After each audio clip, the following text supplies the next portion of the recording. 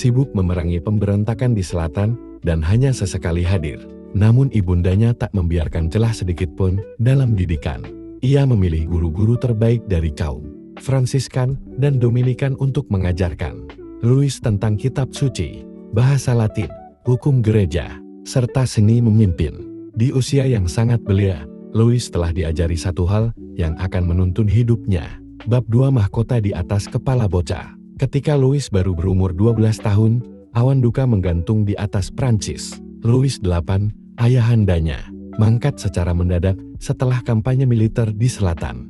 Di tengah huru-hara bangsawan yang haus kuasa, Blanche bergerak cepat. Ia membawa Louis ke Katedral Reims, dan di sana, pada tanggal 29 November tahun 1226, bocah itu dimahkotai sebagai Raja Louis IX dari Prancis. Tapi mahkota itu bukanlah lambang kemenangan. Itu beban, itu takdir. Blanche tidak hanya menjadi wali kerajaan. Ia menjadi benteng melawan para pemberontak. Ia melawan para adipate dan komte yang menganggap lemah anak itu. Dengan kecerdasannya, ia meredam revolusi, menyatukan kembali feodalis yang terpecah, dan menyusun ulang otoritas raja dengan tangan besi. Sementara itu, Louis belajar.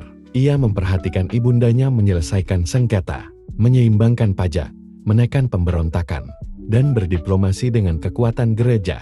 Dan dalam diam, Louis belajar menjadi raja bukan dari tahta emas, tetapi dari ruang-ruang perundingan yang sunyi. Bab 3 Raja Sejati dan Sang Permaisuri. Tahun-tahun berlalu, Louis beranjak remaja menjadi pemuda tinggi, tenan, dan tampan, dengan wajah tenang seperti patung malaikat. Pada usia 21, ia mengambil alih tampuk pemerintahan secara penuh dari ibundanya. Ia pun menikah dengan Marguerite dari Provence, wanita yang lembut, cerdas, dan setia. Cinta tumbuh di antara mereka, meski tugas sebagai raja tak pernah memberi banyak ruang. Dalam surat-suratnya, Marguerite memanggilnya matahari jiwaku, dan Louis membalasnya dengan pujian yang tulus, tetapi tidak pernah berlebihan. Bagi Louis, cinta harus dibingkai oleh kesucian dan kehormatan. Sebagai raja, Louis mulai menjalankan reformasi yang akan mengubah wajah Prancis. Ia melarang duel sebagai penyelesaian sengketa, memperkuat pengadilan kerajaan, dan memerintahkan setiap orang baik petani maupun bangsawan untuk dapat mengadu secara langsung ke istana.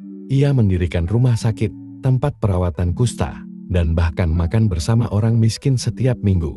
Dan di antara semua bangunan yang ia dirikan, satu berdiri sebagai permata dari iman, Sainte-Chapelle, kapel indah berarsitektur gotik yang ia bangun di jantung Paris untuk menyimpan